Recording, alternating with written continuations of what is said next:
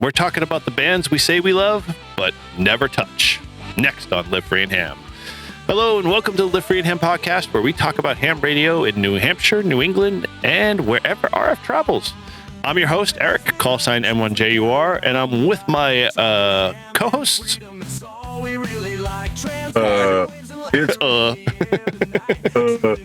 Paul N1OG.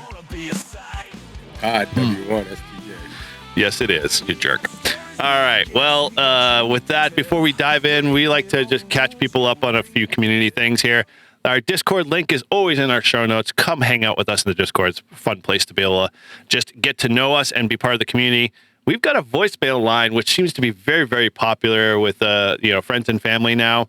Those that have chosen to give us a call, awesome. We appreciate all the voicemails. Those that haven't, dial us up. It's 978-233-1142. Love to hear from you. And heck, you're getting into All-Star. We've got an All-Star hub for Live Free and Ham. That's 580-871. And we'd love to have you come hang out with us and be part of the fun. So heck, jump on into that chaos. You now know how to do it. All right, so we are going to change these things up a little bit because, heck, we like to keep you guys on your toes. So we're going to start our first segment out here with our ham radio weeks, just because, why not? So let's go around in a typical fashion. Paul, what's your ham radio? Man, what's your ham radio week been like, my friend? Yeah, it's just, What did I do that was ham radio related this week? I don't know. We had a lot of live streaming. No, there was a lot of live streaming for sure. I think I maybe just talked on the All-Star node. You know what I got actually is I got my new radio from the Hamfest. I ran that dead in 3 days. That's pretty good. That's really good. So the charger came in, and I also, because I want to jump with that radio. Wow, you're daring. You're gonna get a cage for that. Really good. No, because hear me out. Carlos has got the same radio, and it's been drop tested. Carlos also has 9 lives, my friend, and I think he's already spent all of them without 2 radio drops. So he's long overdue. So the original Parachute mobile setup that I had, where I had the headset in the helmet, with the 3.5 millimeter mic jack coming down, and then I had the K connector to go into Baofeng. Well, I got an adapter to go from the ICOM to the K connector so that I could plug that headset in. Now it's going to have a wire, and I'm not thrilled about having the wire, but I think it'll be a lot better, because what I discovered on my All-Star jump is the Bluetooth headset, while amazing as it is to not have the wire and to just, PTT the side of my helmet, it didn't record any of my audio. Okay. It only recorded the received audio. So for whatever reason, the way that the Bluetooth audio was being routed through the radio, it wasn't recording it. Okay. Does the ID50 have a record feature as an SD card in it, right? You could maybe try, see if you can record the audio. So before you jump, you just record it, and then it might actually still work with the Bluetooth, because at that point it's picking up your PTT and it's probably picking up the audio received, right? Well, so the ID51, as far as I know, doesn't have Bluetooth built in. Oh, it doesn't. But okay. So does the FT3 do? That's why I'm switching to the other headset. But yes, the FT3D has Bluetooth. Well, you should try that at least. Maybe, see if that solves your problem. Well, no, because remember, like when I first made the connection to my helmet, you helped me test it. Right. We didn't test the record function. Okay. So this was my first time jumping with the Bluetooth connection. But not recording. Well, no, I did record it. Oh. Oh, from the SD card on the radio. Yes. Oh, okay. And it didn't pick up your audio. So it didn't pick up the audio coming through the Bluetooth headset. No. Okay. So the video that I put up, which it's just a still picture. I saw that. Yeah. with the audio. But all you hear is the received audio. So yeah, so whatever it is with the radio and the Bluetooth connection, it didn't record the Bluetooth part. Here's the other thing you can try, because this might be worth it. Is I didn't know you were jumping, and I could have, but by the time I got to it, it was already erased. Is that I've got Broadcastify streaming my node off of my All-Star device. So in essence, anything that's transmitted through it automatically gets sent out to Broadcastify to stream just receive only audio. We kind of do that with our club repeater through Frank WX1C's channel when they do the nets. So that might be something. I know I can send you some All-Star stuff that I found for recording, so you can record your All-Star, like you can start it before you get in the trailer, out of the trailer, and then let it just record whatever comes in from your device or other connected nodes, and then shut it off when you get back to the ground. And now you'd have a full recording, because at that point you're connected, you're a device connected to your All-Star at that point. That works. So you'll capture your audio and you'll capture the receive audio of the other people. That might work. Yeah. No, that would work. Because then it's not recording on the radio. It's recording everything going through the node. Yeah. Which would be awesome. But that's still not going to help me with simplex. Like, so when we jump in Dayton, yeah, right. Like I'm going to need to be able to record that on my radio. Pick up those small little like digital tape decks. Dude, how much shit do you think I'm going to have hanging off me while I'm freaking skydiving? Dude, they're like this. They're literally this big. Like, I'll send you a link. Yeah, and you can strap it to the back of the radio. I have one.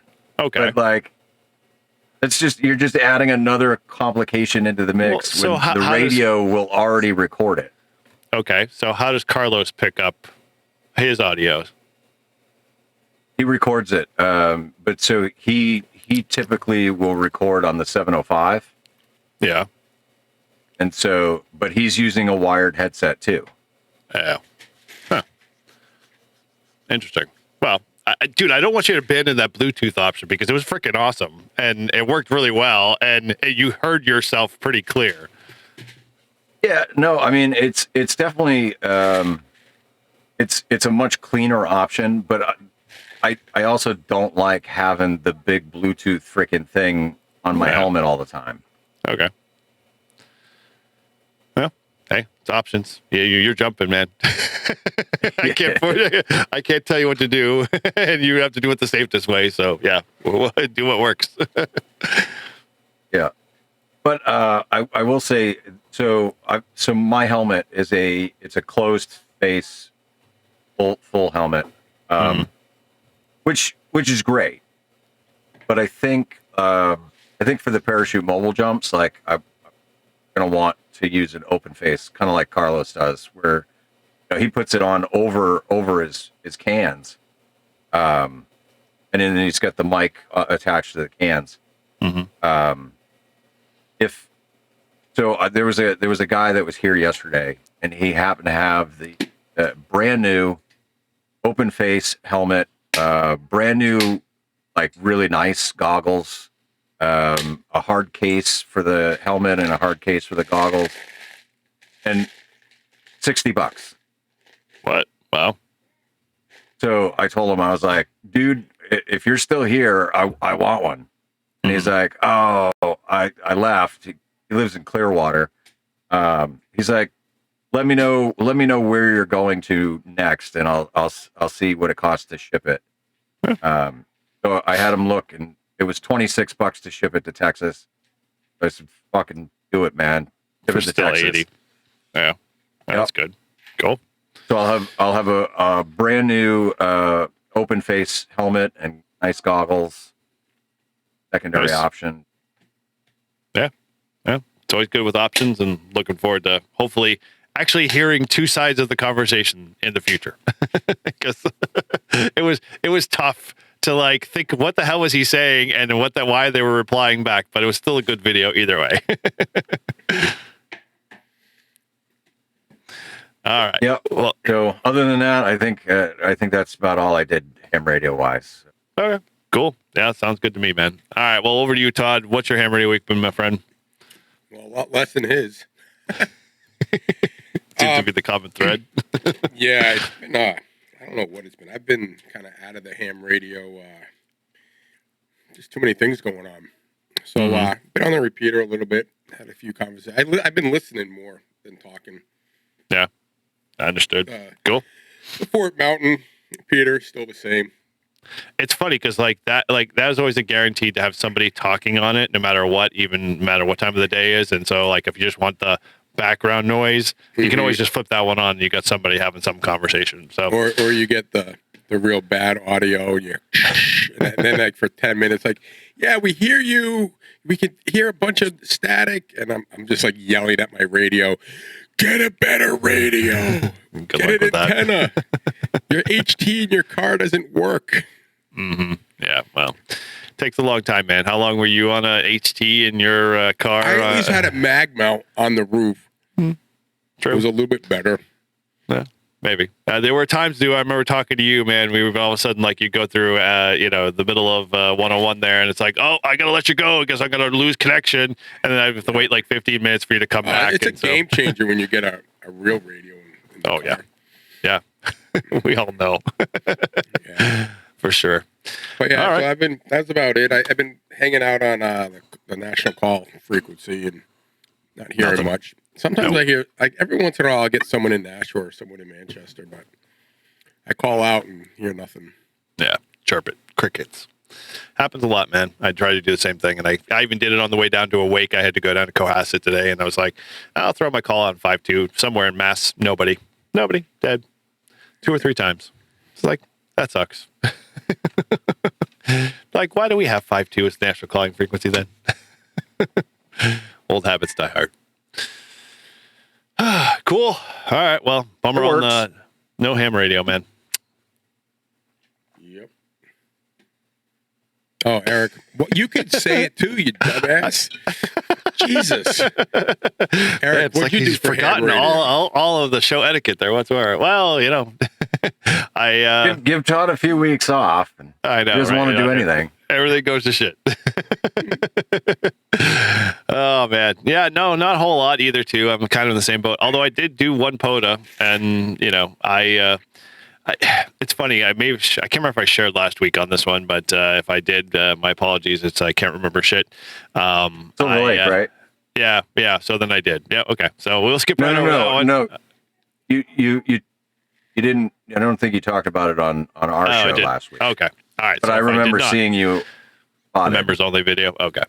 Yeah. So I was like fooling around with some antennas and, doing a review on something else. And I had set something up and I was just like, I realized the coax I had was not long enough to have my, Reliance end-fed bug-out mini at the far distance and be able to feed it back into the truck. So I basically said, screw this. I'm just going to put the transformer end at the highest point and see what the heck I get. I mean, I've heard everybody's told me stories. Don't do that, blah, blah, blah. It's not going to help. So I'm like, let's figure it out, try it. And I have to say it worked phenomenally well. Just, probably couldn't tell the difference if you told me the transformer was at the low end. I mean, they're very much the same kind of performance of the antenna. I was quite happy. I was just kind of, I really didn't put any major effort into activating the park, but literally in 5 minutes, I had literally the park activated, and 3 of those calls were Rabbit and K1LY Shannon, and it was just out of the 2 people that I figured I would get at 2:00 in the afternoon, both of them were on there, working. So it was pretty cool to, make those contacts, and yeah, it was fun. So I did play a little POTA. So at least I'm happy with that. And I did it in the winter time. So I checked that one off my list. I'm not going to go out and activate anymore. I will wait for the 3rd winter to finish here. Excuse me. So yeah, that's my ham radio week, but go. So You had to choke, right? So did you put the choke at the radio? So No, I put it at the top. That's the other part that I thought was, I put it right at the transformer. So I was like, okay, we're going to put the choke at the transformer side, put the transformer at the highest point, which is basically like 30 feet up, and fed it in the back of my bumper. And I had no problems. SWR was like less than 1.7 to 1. It was pretty simple and worked very well. So I was quite happy. At least my coax switch, I had not tested any of my coax connections to make sure that they were all correct. I just kind of put them together and said, "Oh, hope for the best. Well, it should be all good." And I'm like, "So I'm going to test this coax switch," and I tested it, and I was like, "Okay, cool. Coax works. It's all good." So not bad for just fuffing around. So. All right. Well, let's kick this off then. We're going to start into our next segment here, as we always like to do. Ladies and gentlemen, can I please have your attention? I've just been handed an urgent and horrifying news story. Everybody, we got some news. Slow down, Boog. Let me handle this. We've got some news. I've got bad news and bad news. I have reviewed ship's personnel, Captain. Congratulations, you've got mail. All right. Well, we are in the mailbag here, and we have a wonderful, leave no band behind. Oh, he's wearing his Fletch shirt too, so this is even better. This is the great N2MAK here. We already did the what's your ham radio week, Mike, and we already know what you do for your ham radio. There's plenty of it, so we're gonna get into the meat and potatoes of the event in a bit. Dive right in. But we've got a couple of things here in the mailbag, and so. Todd, we've got like 3 voicemails and a couple of win links there, or at least one win link. So I'm going to play the first voicemail for you, my friend. Are we playing? Hey guys. There we go. I'm eating some gummy stuff. Got a big package from Bucky's. That was very nice of some guys. In Tillamook, do you guys know that the Tillamook beef jerky company, they now have a 0 sugar beef jerky, and it's very good considering a lot of things are not in there, but it still has that sweetness, but yet not too sweet to put you into the diabetic coma. So the hell by sweet beef jerky with my extra last night. I did about 20 minutes. So yeah, okay, talk to you guys later. Look forward to seeing everybody on Friday night. Was he on Friday night? He didn't show up, right? All right, good. I get worried about listening to these voicemails. Poor Eeyore. He's so sad. That and just like he's obviously eating too much beef jerky because it's starting to affect his, speech. It's like, I'm just going to, put him in a comb. What's a comb? I want to know what a comb is. I have a comb to comb my hair, but like, what does that relate to like sugar issues? I think he meant comb. You don't have a comb to comb your hair. Come on now. I did it one time. I have it on the shelf. It's bronzed when I had hair. See, Paul knows. Even Todd knows. Well, Mike, we didn't tell you you have to be bald to be on the screen. He's getting there. So, I will shave my head for super chats. That's what I got to do since I can't grow facial hair. There you go. Only if you give it away at Mark II. Yeah, apparently. All right. Well, Izzo does not disappoint. He, I think he's got another voicemail here, but I don't think this next one is him. Hey guys, it's it's him. Connecticut connection. I'm sure you heard about the weather. I'm not sure how far north it's going to hit. If it's going to hit you guys, maybe Tortoise, Shannon. I don't know if it's going to come into New Hampshire, but they're talking blizzard conditions here for me on the Connecticut coastline. We're probably only going to get 12 to 14 inches of snow, but you know what's going to happen. It's going to feel like we got 18 to 30 with the drifts. So I'm activating my emergency plans already, and I have to go back. And I go back to work on Sunday. I'll have my emergency bags because who knows if I'll get out or if I'll get held over or skip a shift and then have to come back for a shift. And sometimes it's not safe to be on the road, so you just stay there. And so I'll make sure I have a couple cigars with me, and I got my dude wipes. I'll go shopping today for I hope with some Coke and maybe some cereal. Captain Crunch. I haven't had Captain Crunch in a while. Does Not he like sit in those his people truck who at lunch? buy up the store with with eggs and toast for French toast. As much as I like a good French toast, but people are crazy when they start buying up all this bread and milk, and then they got more bread and milk than they can use, then they end up throwing it away after 3 days because it's done expired. So, Captain Crunch, maybe some Lucky Charms, and none of that Cocoa Puff stuff and Fruity Pebbles or other than that nasty cereal. And dry. Just so you know, I don't put milk in my cereal. I think that is ridiculous. I never did it when I was a kid. I'm not going to do it when I Tell Grandpa to sit in the corner. Pop-Tarts are good, too. And you got to have some gummy bears for a little sugar, every once in a while. All right, guys, you be safe. You know where to find me. I know where to find you. And then probably on Monday or Tuesday, we'll be using the snow thrower, and we'll have to wait until April to see the grass. 7-3. Be safe. So, bye, Ray Man. All right. So let me ask you a question. First of all, he meant Coke like Coca-Cola, right? I hope so. Yeah, I sure hope so. Just gonna go out and get some Coke. Now, I'm just picturing this. Is Izzo in his little igloo tent in the blizzard, sitting back, doing live streams, radio, whatever, smoking his cigar, or is he in the house? That sounded like he was in his truck, like he's calling us on his lunch break. No, I got that, but I'm saying like during the storm, is he gonna be in the igloo? Like the man tent? I hope not. Or is he gonna? Yeah, I doubt it. That's a lot of snow that's gonna be piled on that little igloo. Okay, I figure by next year, if he keeps sending these, we could have like another phone line where we just play, like you just call and they just listen to Izzo's stories. It's like a hotline. Yeah, the Izzo hotline. We can stitch it together like a small little children's storybook, and it's just like this Grandpa's ramblings. Hey, Izzo, keep them coming. I like to hear you every week because I was worried about you last week. I wanted to do a welfare check, but you sound a little bit better now. That Coke probably kind of gave you a little boost. So good for you, man. All right, well, that one was a long one. We have one more. Thank God it's not Izzo. Oh, he only did 2? Evening, this is Dave N0KM from the Ham Radio Clubhouse. And Izzo sent me, so there you go. 73. Izzo sent him?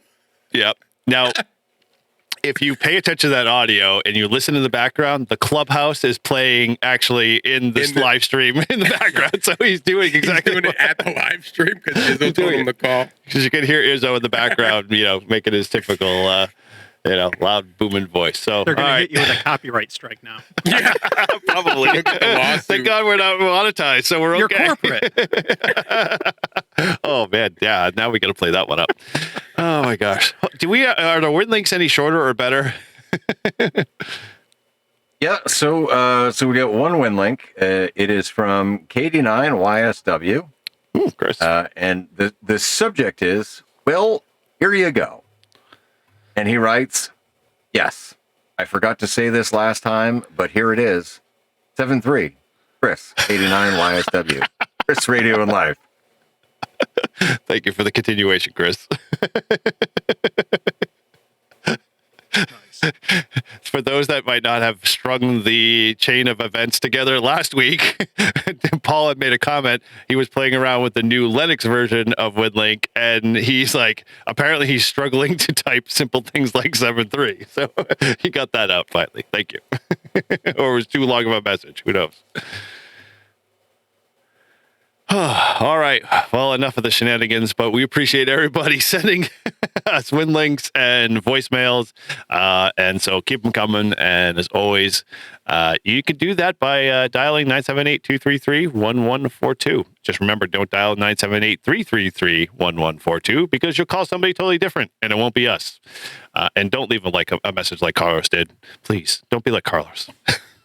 All right. Yes, okay. Be like Carlos. Be like Parachute Jesus instead. All right. So and don't forget, people are doing good things. Send us your do good stuff. we always forget about this, but we're going to do a quick little plug here. Thank you again for reminding me. So, ham radio isn't just about gear and signal reports, my friend. It's about road races, mentoring POTA, helping others during storms, whatever. If you've done something awesome with radio, send it in. We want to know. We want to highlight the awesome wins in the hobby. Okay. All right. Well, we've got some really cool stuff coming up, and we just want to keep plugging this as much as we can because by the time this airs, it'll be the week of the major live event. So if you have not heard, and for whatever reason, why not? March 6th, 8 p.m., we've got International Women's Day. We've got the YL POTA party, and we're doing something quite rad, I think. And so we're putting the most attractive, engaged, hard-charging YLs in a ham radio front and center. POTA leaders, soda queens of the mountains, operators who are out there activating, organizing, mentoring, and making noise on the bands. Way better than we are, obviously, especially with our, what's your ham radio week like? It was pretty pitiful. These ladies are our POTA leaders. And some of those guests that we're going to be having on the show, and the list keeps increasing week by week. We got Shannon, KC10HT, the author and founder of the YL POTA party. Shannon, K1LY, Hillbilly Ham Radio Club. We got Ellie Marie, she's on frequency. Sandy, KE8UTX, she's from the Black Swamp Amateur Radio Club. I got Julie from POTA Power. Amy and Paula, both from Queens of the Mountain, and many, many more. So, come hang out with us. That's going to be a live stream starting at 8 p.m. Going to be freaking awesome. And so if you haven't, make sure you subscribe to this channel because it's going to be on Live Free and Ham, and make sure you ring that notification bell and spread the word because we want to, make this a big event and fun for all of those folks and the unsung heroes that are doing some awesome stuff in the hobby, especially for women and moving that needle forward. So awesome stuff. All right. So without further ado, we've shortened up the something extra script here. It's everyone's favorite segment. And now, a little something extra with Todd W1STJ. Still a general. All right. So wrong window here. All right. So, all right. This is the weekly attempt to level up. 3 extra class questions. Paul, make it hurt. Oh, I like it. All right. Well, Todd, today's first extra class question comes from sub-element number 9. And the question is, what challenge is presented by a small wire loop antenna for direction finding? Is it A, all of these choices are correct? Oh, right out of the gate. Is it B, it does not have a clearly defined null? C, it is practical for use only on VHF and higher bands? Or is it D, it has a bidirectional null pattern?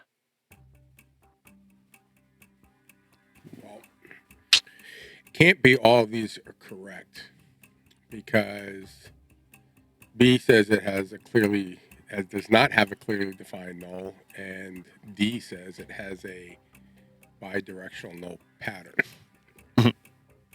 Sounds like my wife. I dig the process of elimination. All right, keep going. So I got A, so now it's like down to the 3. And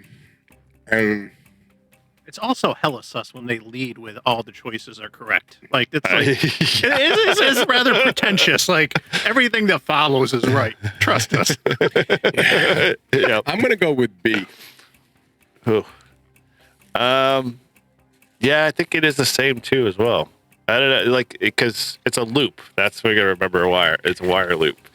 So I'm gonna go with D with Paul there. Sorry, with Todd. I keep doing that, man. What the fuck? The correct answer is D. There we go. Way to drive it home. All right. Well, Todd said B. No, he said. Did you say B or I thought you said D? Yeah, I said B. Okay. He said right, B. So okay. Wow. Good listening. And Eric also said B because he agreed with Todd. Yeah. But Mike said D, and D is the correct answer. I've used So Alex loops or mag loops, so that's why I know about the patterns. You go. So, Yeah, pattern. a wire loop antenna is symmetric, and therefore its pattern is the same along all the same along the planes of symmetry. Words are difficult today. Mm-hmm. A resonant loop antenna, one wavelength, has gain at right angles to the plane of the loop. Broadside, that is, the flat sides of the antenna, are sensitive, and there are nulls near the edges. This provides ambiguity as to the direction the signal is coming from. Loop antennas are still great, though, because they're very easy gain antenna to construct. As the loop gets smaller than resonance, things change. Small loop antennas, less than 1/10 wavelength, become sensitive on the edges and reject signals at right angles to the plane broadside. In either case, the pattern is bidirectional with a pair of peaks on opposite sides of the antenna and a pair of nulls on opposite sides of the antenna. And if you ever want to have an interesting bit of history about this exact type of loop antenna, do some research in Amelia Earhart, because when she was doing her cross-Atlantic flight, she was using a small loop antenna to try and triangulate the direction of the ship that she was coordinating with. That's cool. And there was a lot of ways that it went wrong. Now, I'll give you this. This is maybe something that can help you out with similar questions, Todd. The way it was taught to me, because my second antenna was a mag loop, and while you're running lower power generally with those antennas, you still want to be safe, especially when it's like within arm's reach of you, typically, because you got to adjust it, right? Right.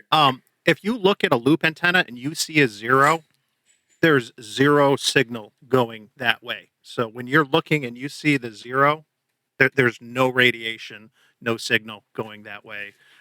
So when I usually operate, they'll be right next to me, but it's that big zero, that big 0, that big circle, and usually my head is right in the null, and so I'm not concerned about anything. Nice. Put your head in the null. Yes. There's a title. There's a T-shirt. Yes. Come on, Mike, get on. You're a loop guy. Yep. All right. Question number 2 comes all the way from the beginning. Sub-element number 1. Question is, on what frequency are spread spectrum transmissions permitted? Is it A, only on amateur frequencies above 144 megahertz? B, only on amateur frequencies above 420 megahertz? C, only on amateur frequencies above 50 megahertz? Or D, only on amateur frequencies above 2 megahertz? D.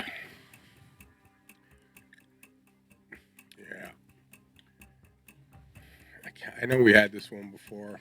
It sounds familiar. Yeah. Yep. I'm going to go with D. Yeah, you would be right, my friend. Yep. It is D. 222. Because Eric gave you the answer before you had fully decided. I know it wasn't 144 and it wasn't 50 because I used 50 the last time, and I know it's not 144. So I was thinking 420, but I'm like, I think they might be thinking about smoking pot. That's why they put this fucking question on there. So it's got to be D. That's my rationale behind it. Well, we have that stupid 222 memorization thing that if I remember right. Yeah. Legalize spread spectrum.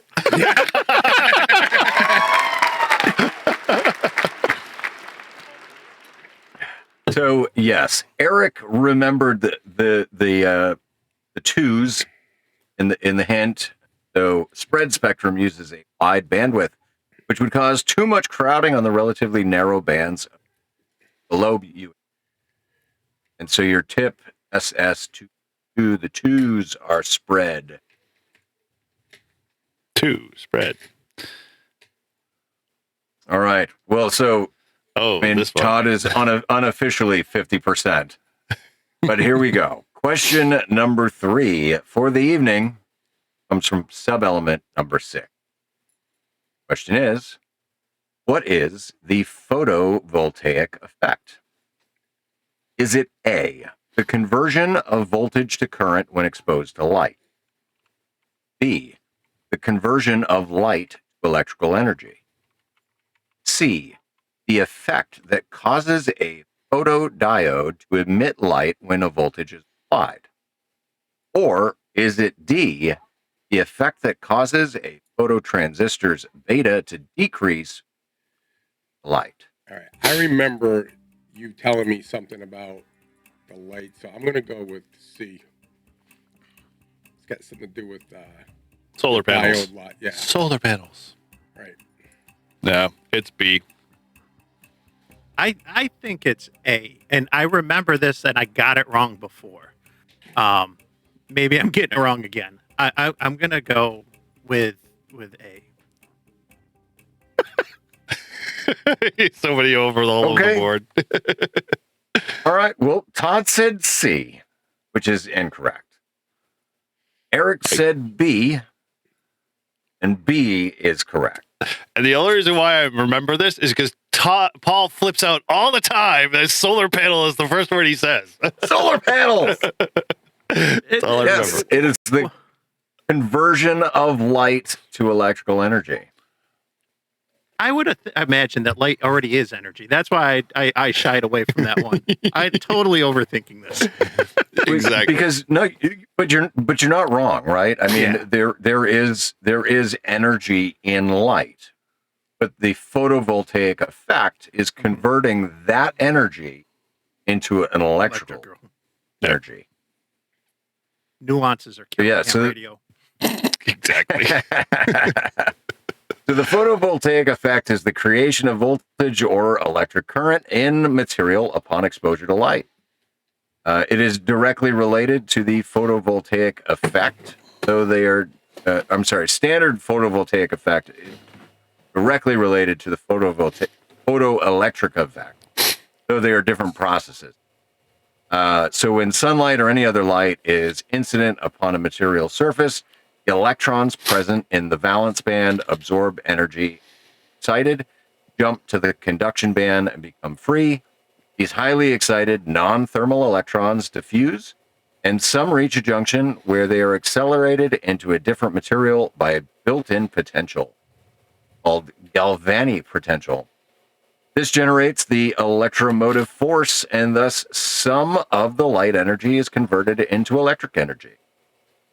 I'm getting hot and heated. Hint, think voltaic effect as solar power.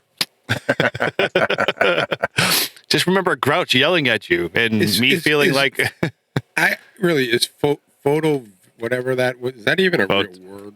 Or is that just something that... Photovoltaic, yes. Yeah. Yes. It's real. When was it invented? I don't know. Probably started in like 1990 or something, right? Because we didn't have solar panels until...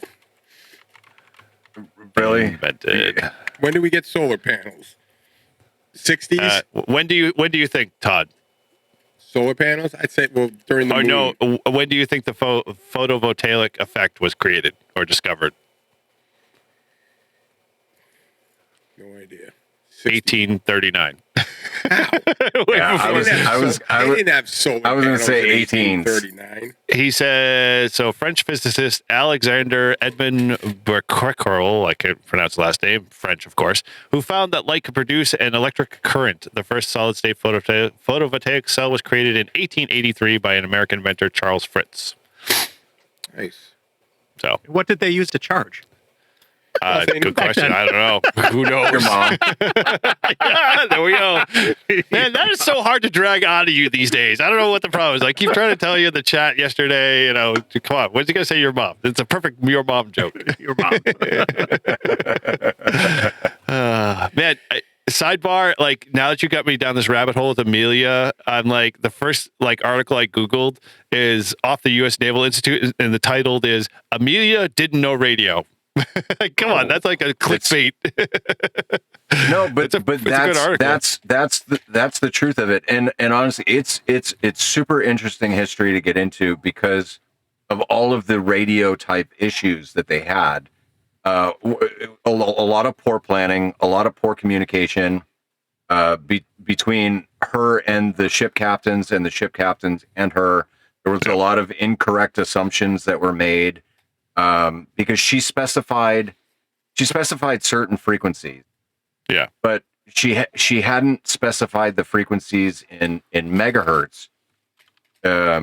She had been told the frequencies in kilohertz, and so there was a big mismatch in what the ship thought the frequencies were that she was going to be listening on versus what she was actually using, and then there was a miscommunication as well where they were the people on the ship were waiting for some transmission from her to start sending. I think it was ends and zeros. It was something, but it was two different characters in CW that they were supposed to send over and over and over.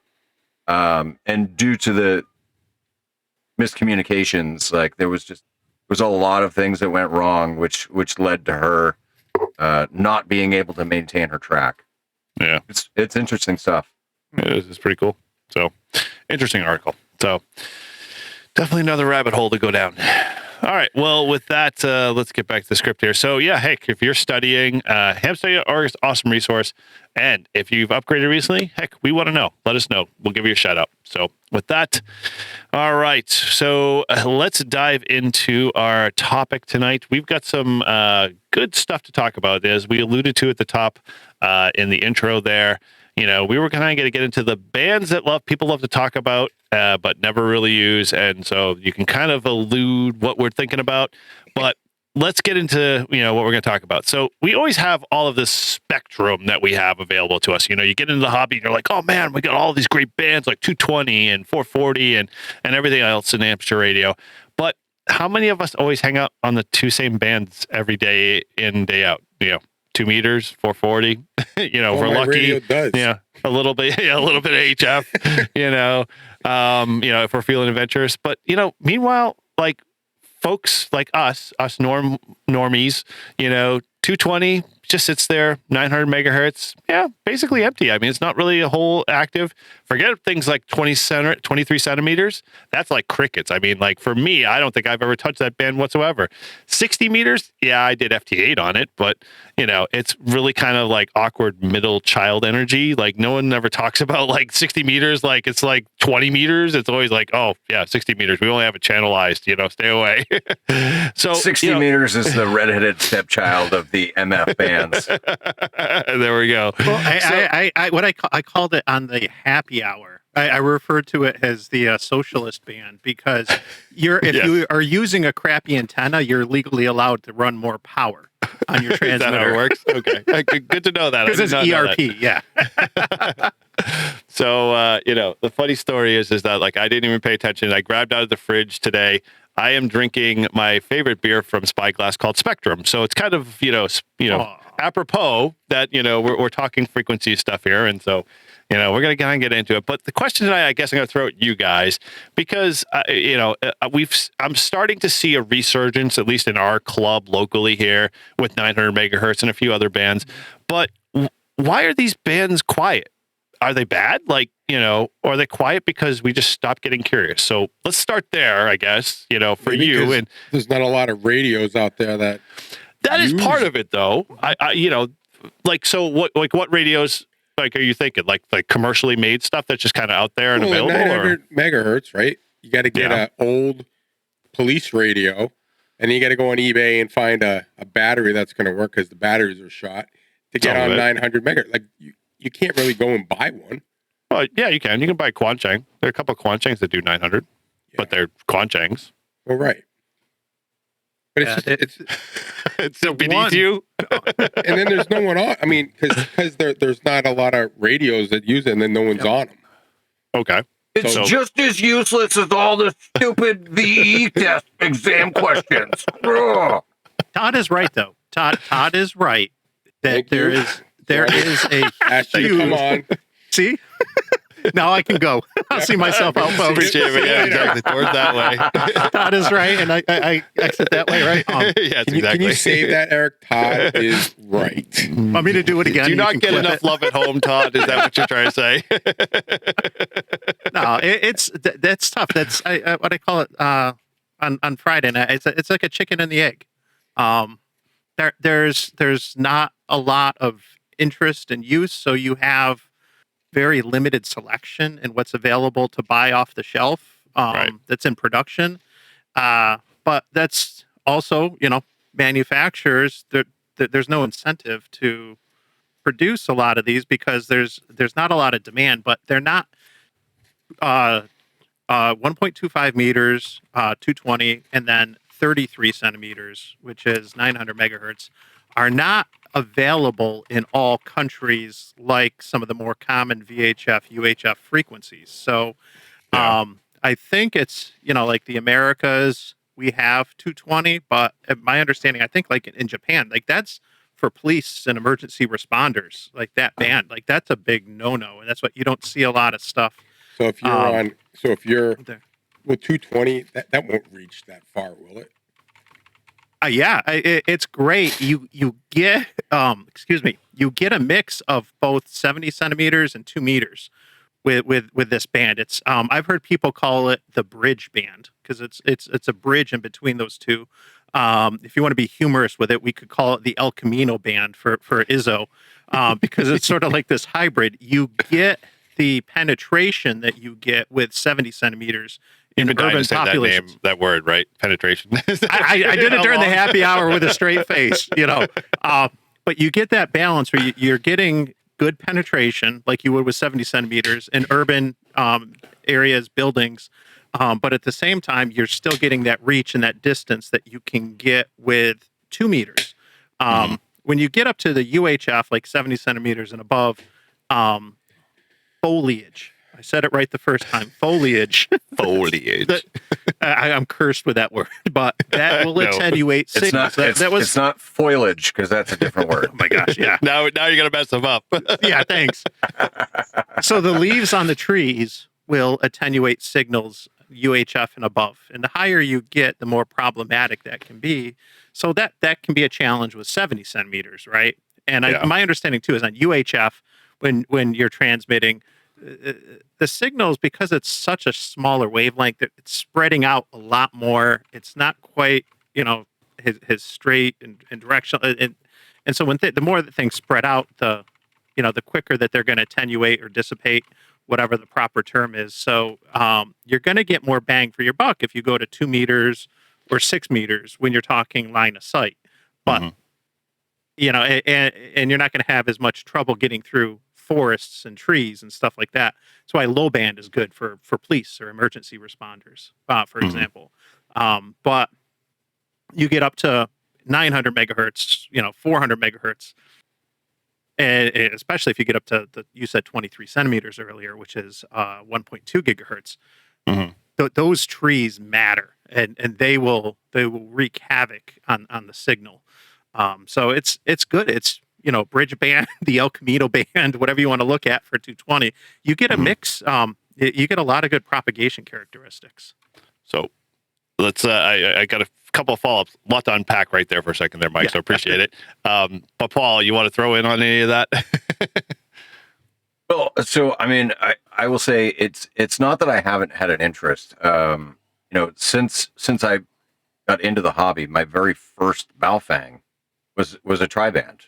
So that I could use 1.25, because those radios were available, right? And so I was like, why buy a dual band when I can buy a tri? But like, I mean, all the times that I've looked into, the 23 centimeters and above, like, you got to shell out a good fair amount of money to get into those bands, and it's just the incentive isn't there for me. And so that's why I haven't played with those bands. I'd love if somebody's got a 900 megahertz Motorola radio that they want to toss my way, I'll play with it. I can't see myself, shelling out for, one of the nice new ICOM radios that, 70, what is it, 70 centimeters or whatever it is. They're the gigs, it does gigahertz 1.2. Yeah. Right. Yeah. I mean, those are really nice looking radios, but it's a lot of money to put out. Yep. Even someone like me that uses these bands in contests, like I see that, think about spending $3,000 or whatever it's going to be. And when you do that conversion into, how many dollars per QSO, like that's astronomical. It's like $500 per QSO this year. Yeah. Well, that's kind of what I was going to get back, because you mentioned incentive, and Paul kind of just reiterated that too. Like, I think, is the incentive part the fact that the barrier entry is primarily just the volume or the variety of radios out there, or is it because we're waiting for the manufacturers to drop something in our lap kind of thing? Like, is it either or both? They're not going to drop anything in our lap. I mean, we've been waiting like 2 years for that new Kenwood mobile to come out that does 220. Yeah, and stuff. And their HT is phenomenal. Like, their mobile. I hear people locally talk like they're waiting. They want to get that. They want to get that. But there's very little out there commercially available for 220 or 900 megahertz. 900 megahertz is crickets.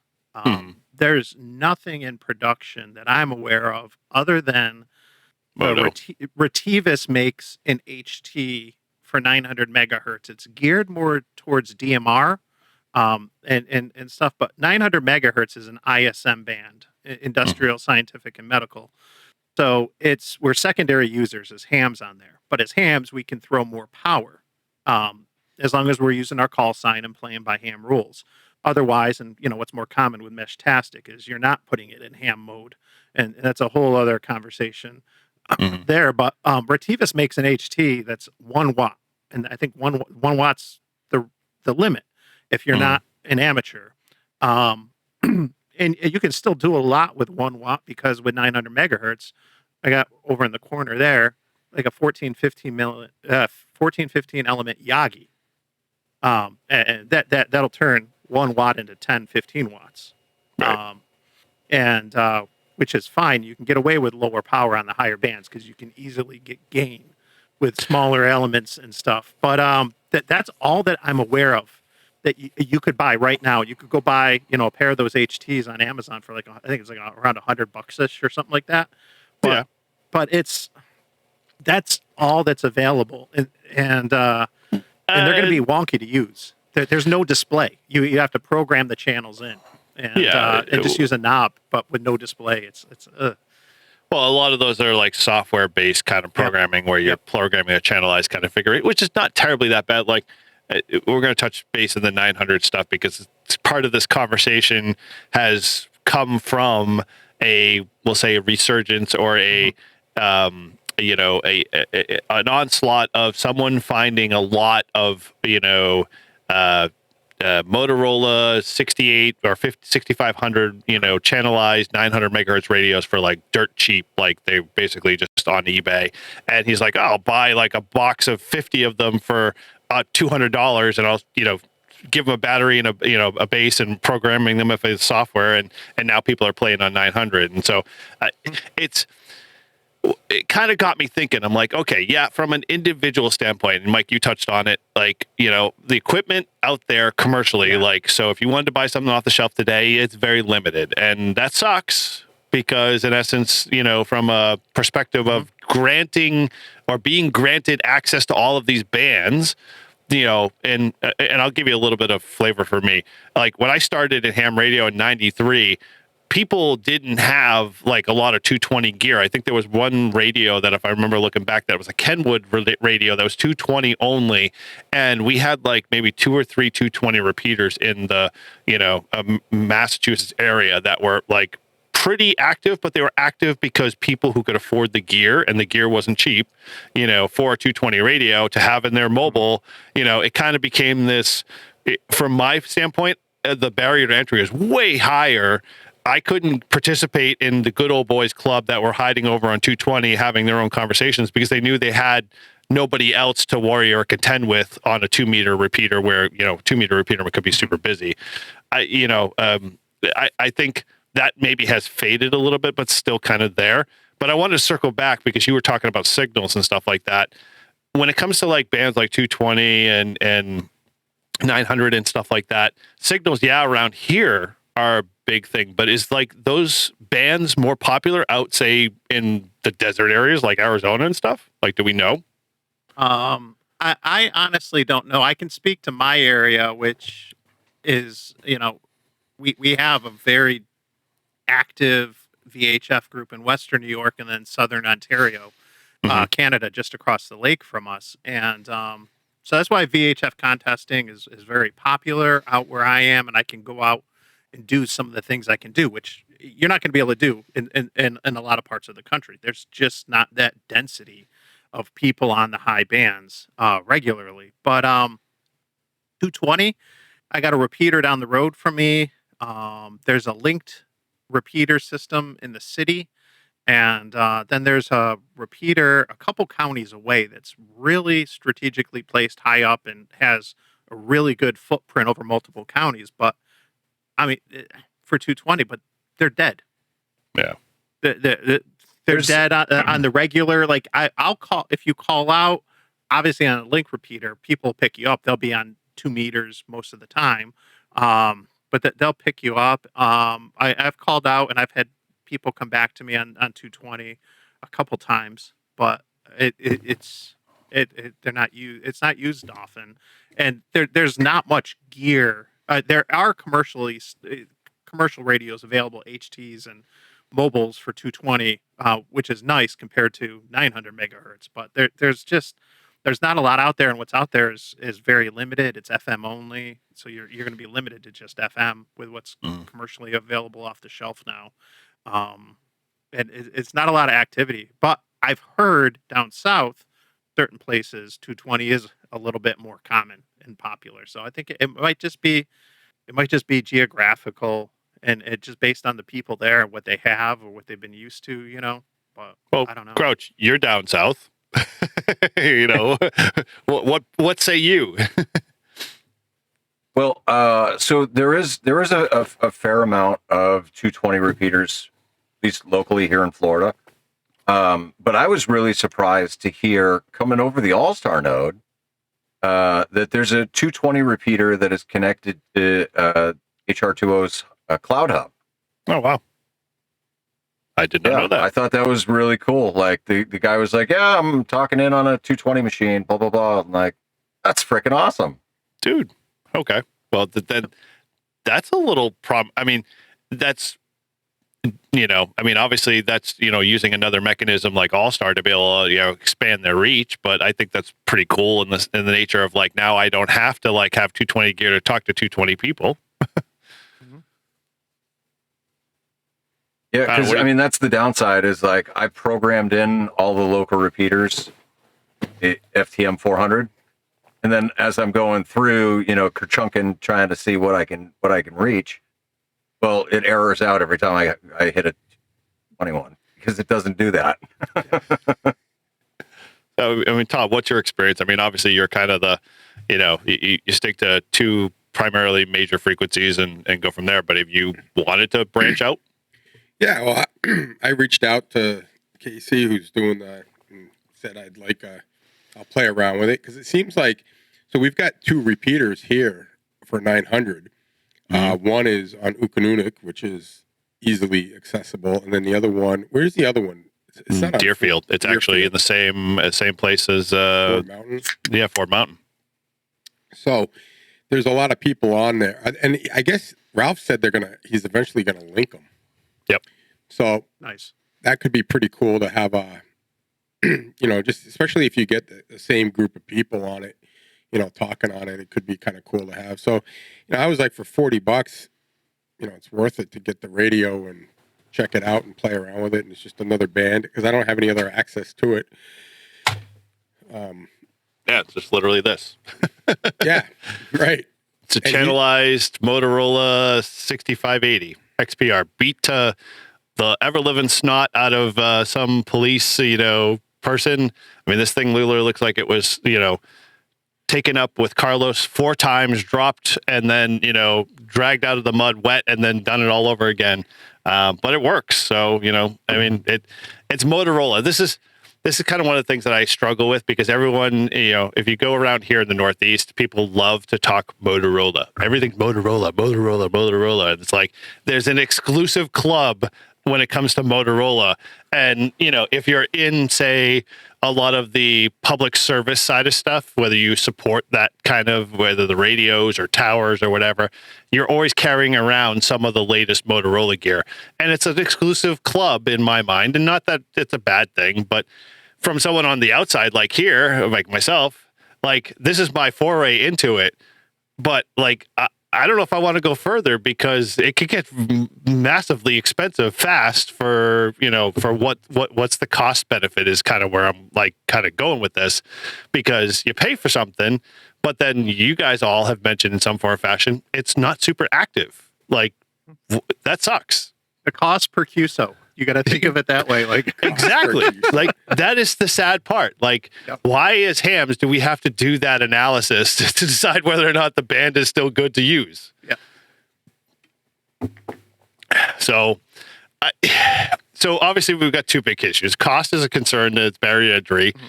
We've got gear availability, which is always a struggle. It's very smart. But do you find that, like, I mean, Mike, you sound like you have a good club that likes to be in VHF and UHF. That doesn't always seem to be the norm everywhere.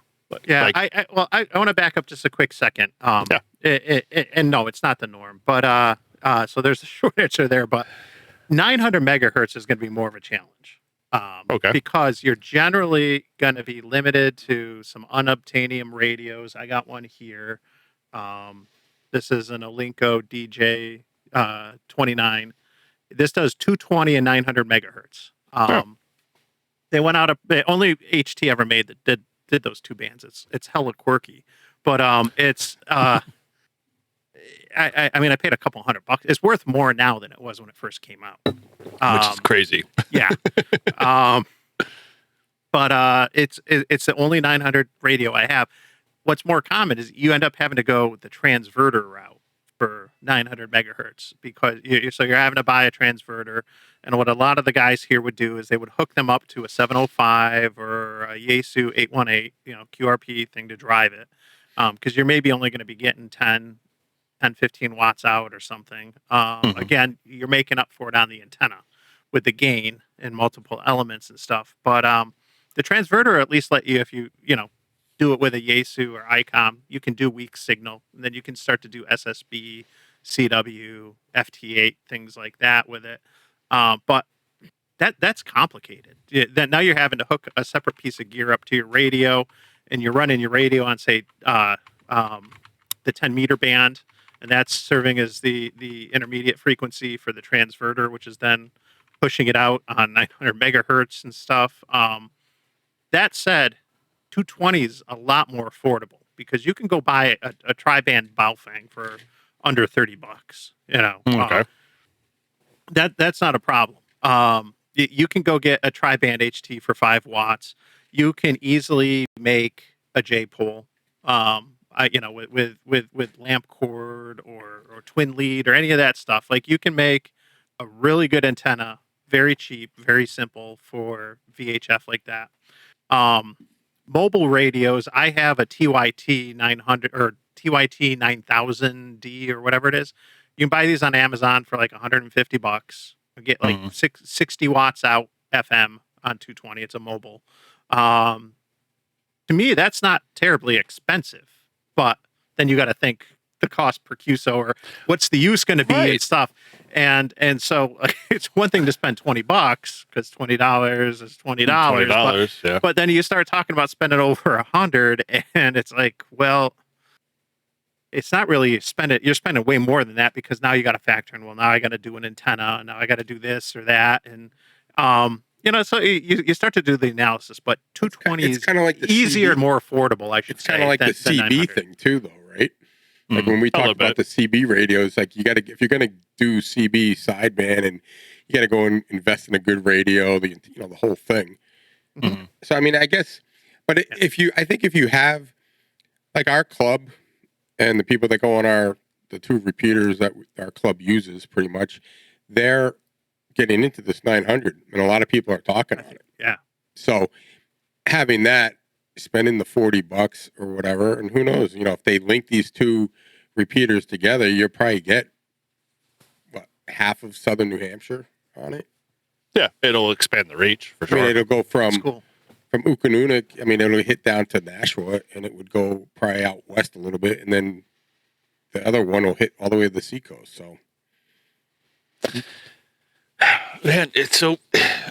Mike brings up this one point that just sticks with me, and it rubs me the wrong way. It's really rough. It's like the QSO count per dollar value of equipment. Like I look at VHF and UHF, and you think when you get into the hobby, you're like, oh well, this seems a logical mode. I'm just going to roll right into all of this hardware, and it's cheap. It's sub 1,000 because God, when you get into HF, you're going to spend minimum of $1,000 probably get an antenna and a decent radio to get on the air.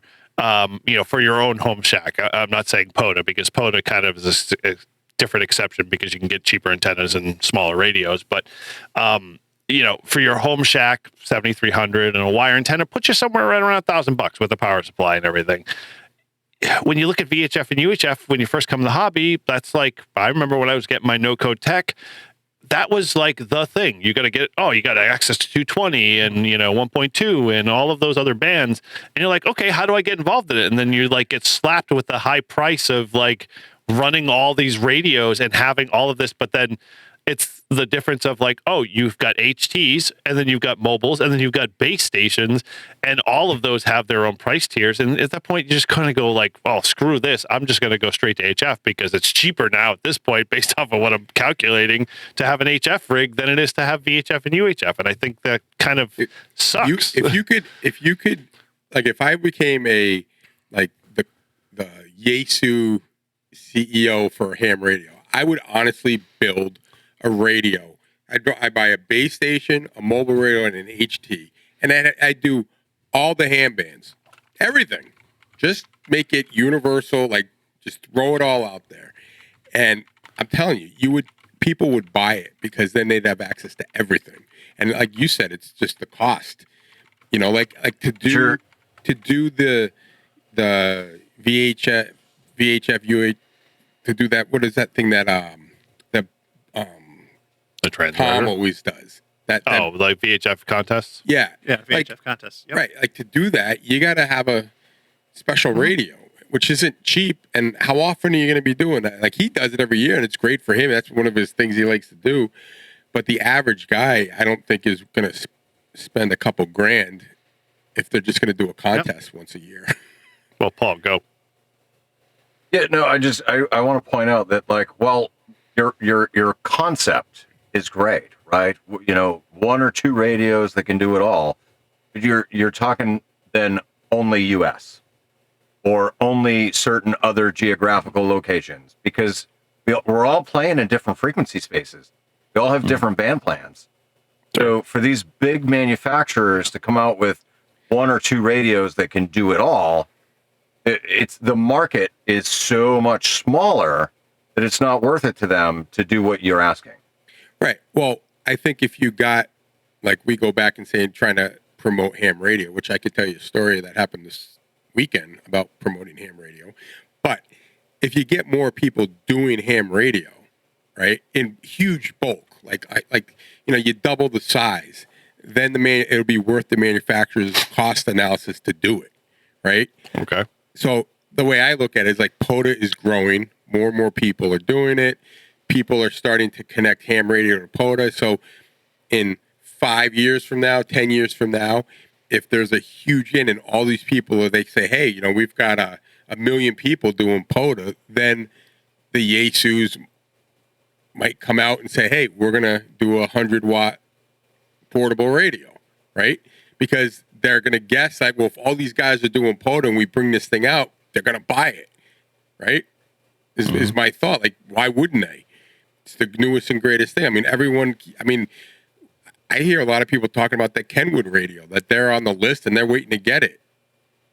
I mean, although, like, so with that thing's example, going to be a freaking fortune. It is, but like, here's my thought with that. Like, there's such a small group of people, and I mean, I think small. I could probably count on my hand in the general area that I know of that would want to buy that radio, would slap the money down and get it tomorrow if it was available. The problem we have is like the issue of like, you go to every ham, and every ham's like, I can always do this cheaper. I can always do this like, half the cost of whatever you're predicting, which we all know it never turns out that way because they've already bought 4 different versions of 4 different radios to solve the problem if they bought something, the first time. But like, but Eric, it's also like, I know what you're saying. Like, so you get all these new guys that get their tickets, they buy the Quanchengs and the Baofengs and they sound like shit, and they're on the air, great, and they're getting into it, but then they buy another one. And we've got guys I hear on the review, they buy like every time they have a new Baofeng out, which you look at them, they're all the same. They just changed the number and they buy them. Like Ralph. I mean, I don't know if Ralph listens, but like Ralph is the Baofeng Quansheng king. And you go to his house, he's got like hundreds of them. And if he had maybe bought 1 or 2 of them and then saved his money and bought a better radio, like a Yaesu or the Kenwood or whatever, you would have a better experience, right? So a lot of these guys are listening to the radio, using their Baofengs and Quanchengs, say, hey, it cost me $30, but it's kind of like watching a black and white TV versus watching an HD 4K TV. A little bit, yeah. Okay. Eric, if you listen to the quality, it is like static, barely hear you, to super clear, and we can have a conversation. Give or take, yes. I don't disagree with the quality stuff, but at the same time, like, I look at the other side of the coin of like, okay, if we're looking at all of the spectrum that we have available, and where Mike tends to play more in the spaces that we don't. Like, I don't have any 220 gear. I don't think I ever will have 220 gear unless somebody drops it in my lap, kind of thing. But why not? But see, that's what I'm saying. Why don't they make every mobile rig a tri-bander?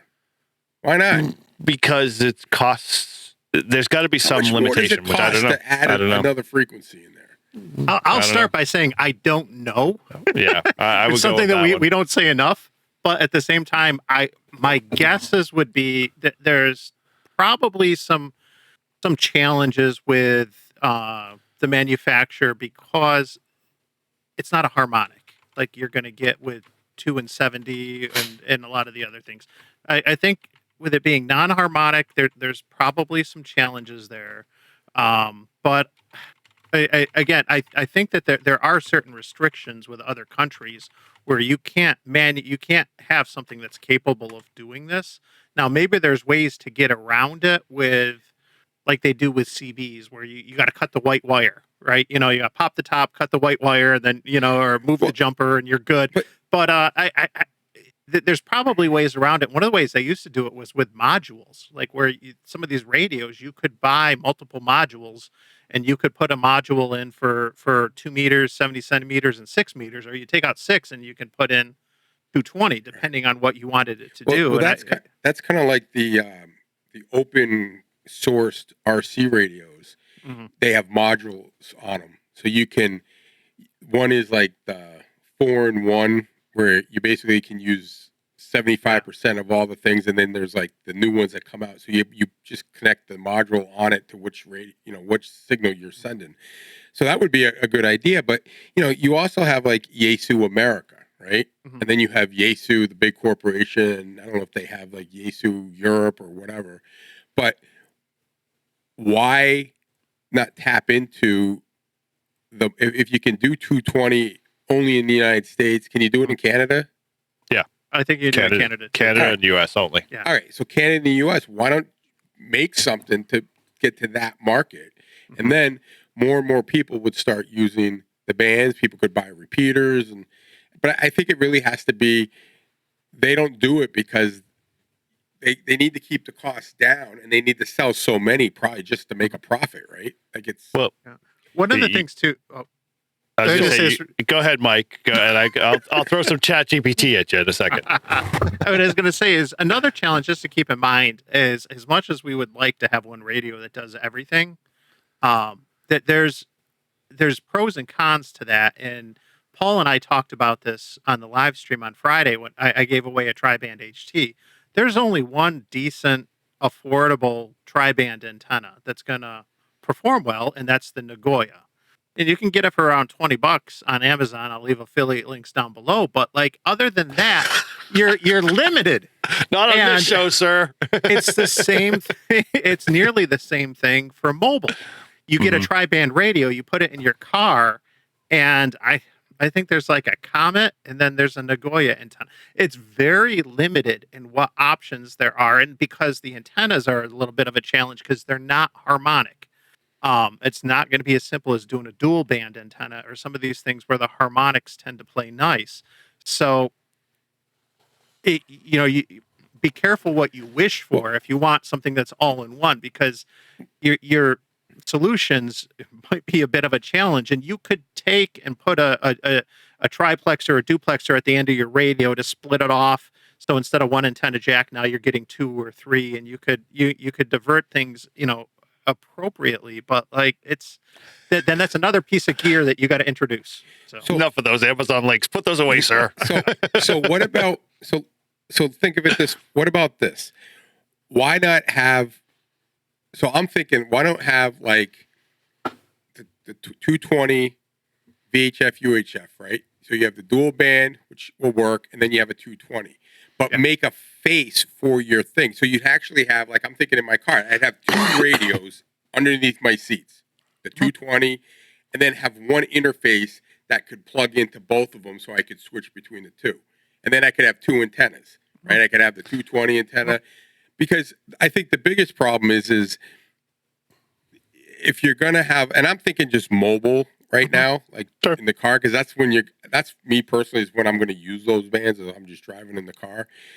I think that the problem is you start adding 2, 3, 4 different mobile radios, then your car starts becoming kind of not neat or uncomfortable. You know what I mean? Like you start, you start becoming those cars with the multiple antennas on the roof. Well, right. Porcupines. Right. Well, like I look at my Jeep, right? Like I have one antenna on the right side, and I'm going to get another Molly panel, and I'll put one on the left side, right?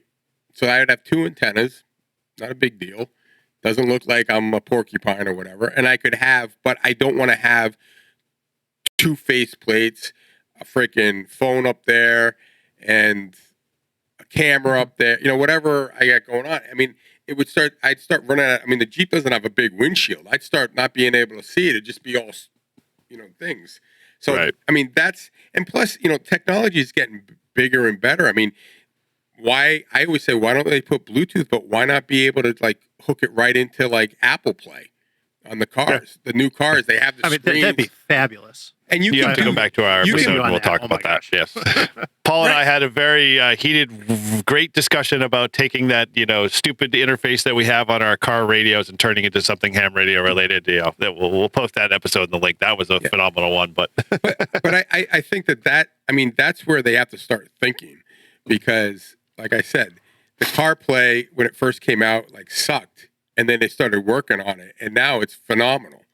Like it's wireless now, so you don't have to be plugged in, right? You can use all the like Waze and everything. I mean, it just works. And now you can go on Amazon and you can buy a little adapter and you can actually watch freaking Netflix on it, which is, I don't recommend doing that while you're driving, but you could.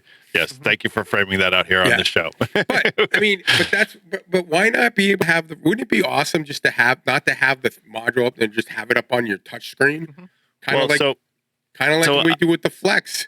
I think we can handle this a little bit. I mean, it's obviously a long ways off. And so I threw this at ChatGPT just because, heck, why not? I pay for the damn subscription. So ChatGPT should give me something back in return. It basically threw everything we kind of touched on, which is market size. Big thing. I mean, how many like 900 megahertz people do we have out there? Say, if we just focus, say, in the Northeast, probably not like hundreds of thousands. It's probably like maybe 1,000 if we got lucky, So the manufacturers, You're talking a fraction of 1%. Exactly. Small numbers. And that's the funny thing that we all forget to learn and all understand in all of this is that we look at all the Chinese products that are pushed out there, but their main goal is to push out stuff all the time and just see what sticks kind of thing. And sometimes they have a home run and they do really well with it and it becomes very popular. And then sometimes their radio has been rebranded 9 times. Like, I mean, I did that 9800 plus and I've had so many comments from people saying, oh, that's the rehash of 4 years ago. Oh, that's the rehash of 8 years ago. And they used to call that the 8900, or that used to be the copy clone of Yaesu's 8900. And it's like, so they all have like this, the rebrand, rebirth kind of thing until they finally get something that works. So market size is big. They threw RF engineering, which I get. I mean, there's a cycle, there's a development build and all that stuff. The certificate and regulatory stuff, that's the big problem. I'm sure trying to get I don't know how the Chinese radios get by it. They must just, somehow come up with a creative way. They're all the same. They are probably. And so that's probably how they get it, on it. And that's probably how they get their radios to pass. And some of them are good, some of them are bad. So, we've all seen the tests out there. Have you ever gone to Lowe's or Home Depot and you see the same exact refrigerator, the exact same refrigerator, but they have different model numbers because it's the same thing. This is just the model number for Lowe's, and this is the model number for, and I think, that's how they Home do Depot, it. yep. I mean, those Chinese radios, when you really get down and look at them, they're basically the same thing. And then when they do the software updates on the old, they make them into whatever the new one has. Yep. So it's not like you're getting a whole new design, and they're just cranking out the same thing and just remarketing it as a different. Yeah, and then the last two things they threw at us was basically what we've already touched upon. Hams are frugal. This is the problem. Until we change that mindset, that's not going to change how we look at what gear we buy.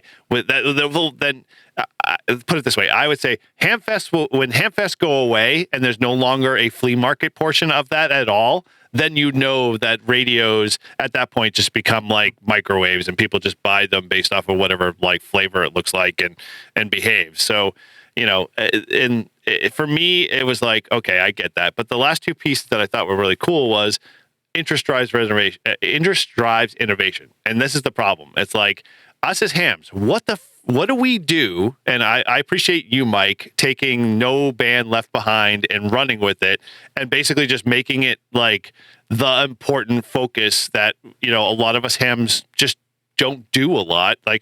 Todd said it, Paul kind of said it. It's we just stick to the stuff that's out there. And then every once in a while we hear something like a 220 megahertz repeater be linked into All-Star. We're like, oh, that's really cool. But we don't go any further with that. We don't be like, oh, well, what draws us toward 220 or what draws us into those areas. So we need folks like Mike to stand up and say, no more, start start playing with the bands before they disappear. But the last piece before I give you the floor, Mike, because I thought was really cool. When SDRs start becoming the norm everywhere, when we get away from having to build hardware all the time and abstract that and everything's an SDR, then it's going to be freaking easy. That's it. I would throw my hat away and, we're done. Thanks for coming. No, that definitely makes it easy on the transceiver side.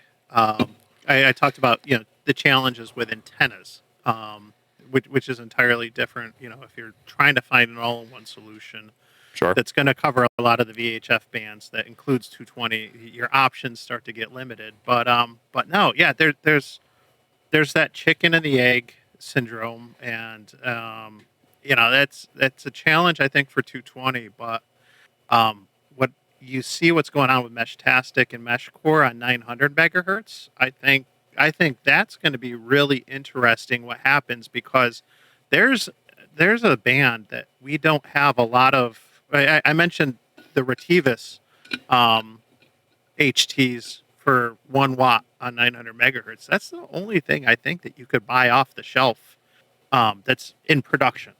Mm-hmm. You can toy around on eBay. There's some older, obviously there's going to be Motorola gear.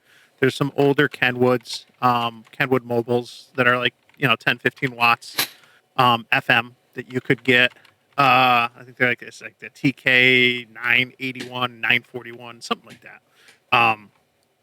But your options are limited there. But if you see a lot of this interest with Mesh Core, Meshtastic start to drive more interest in the band, maybe you start to see some more gear become available. And I think you're definitely seeing a lot on the antenna side already because of those services and stuff. So I think it'll be interesting to see what happens with that band.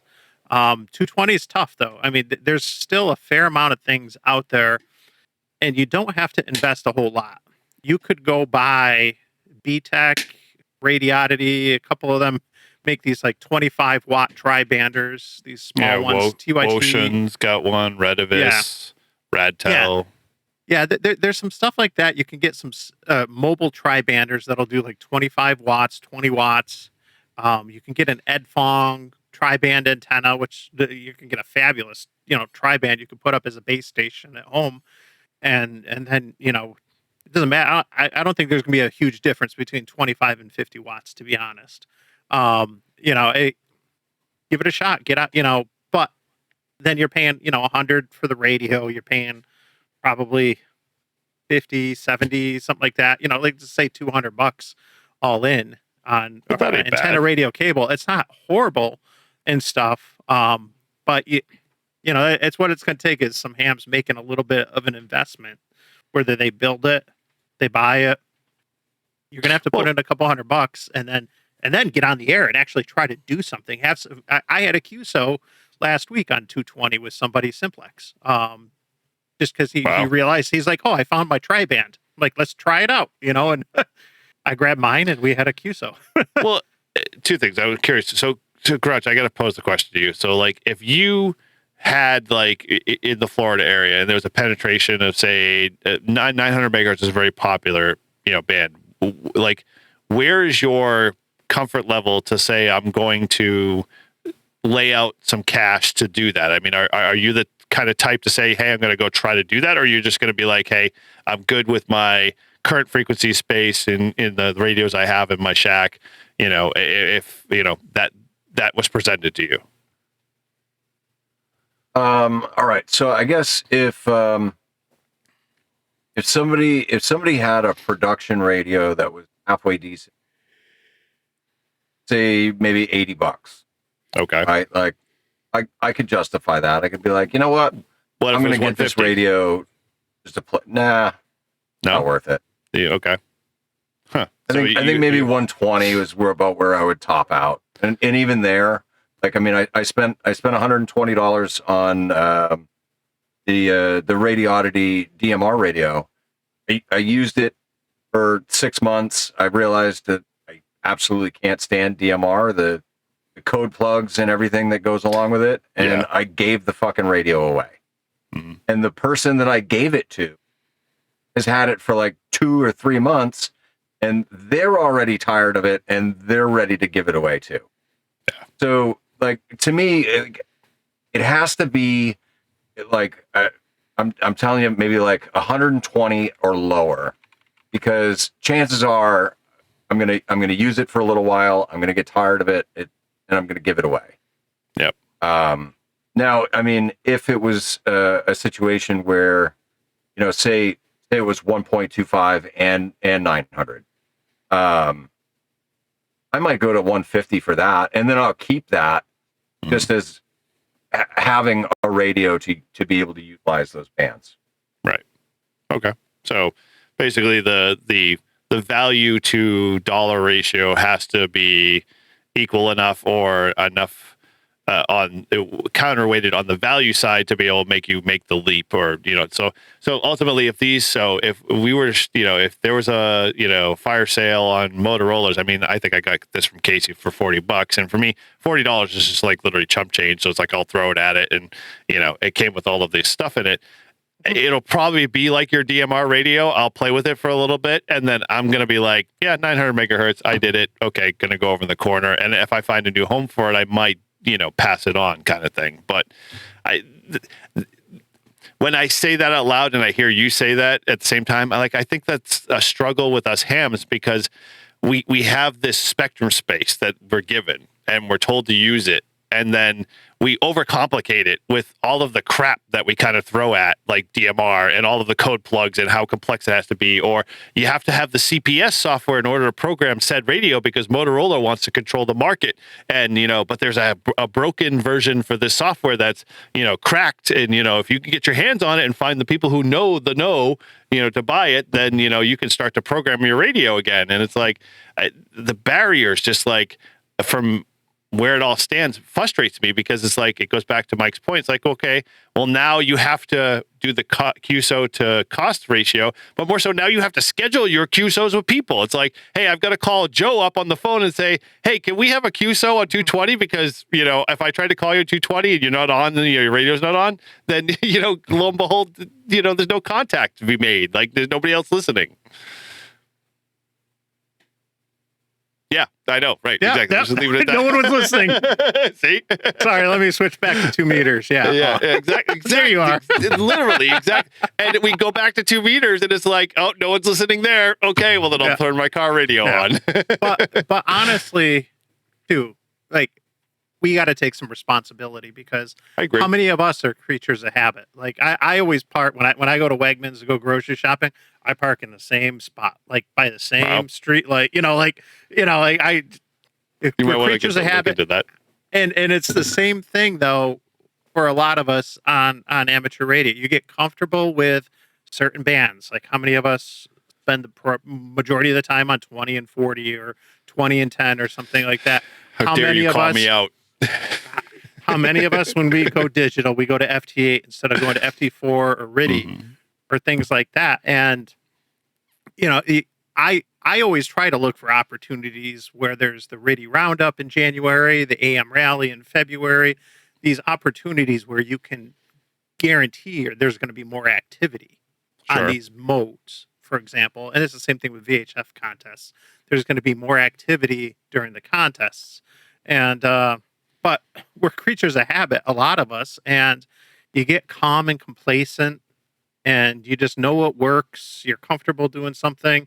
And I think, we are in a hobby of hobbies, but it's important to get out of our comfort zone and try different things, whether it's modes or bands, or if it's building an antenna or just trying things that are completely different, because it's part of the learning process. And if you learn that you don't like CW, or you learn that 220 is not the band for you, that's fine.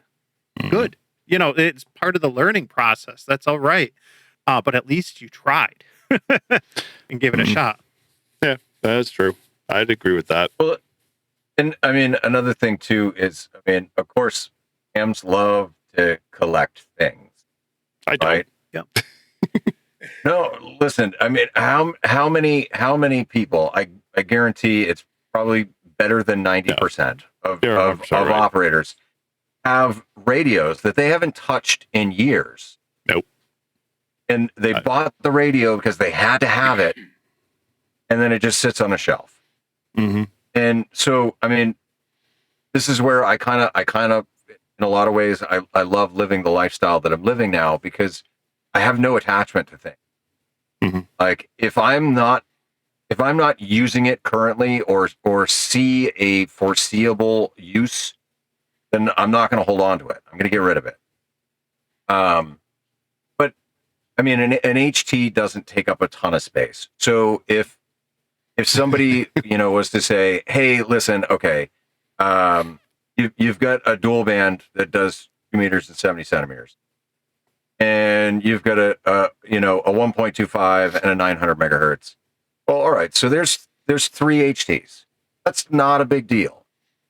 Now for me, you also got to throw in an airband because I use it for talking to the planes. That's different. Like not everybody's going to have the same use cases. I think it's going to be too hard for any of the big manufacturers to come out with a affordable option in a newer radio for the bands that are not used frequently, because of the investment cost.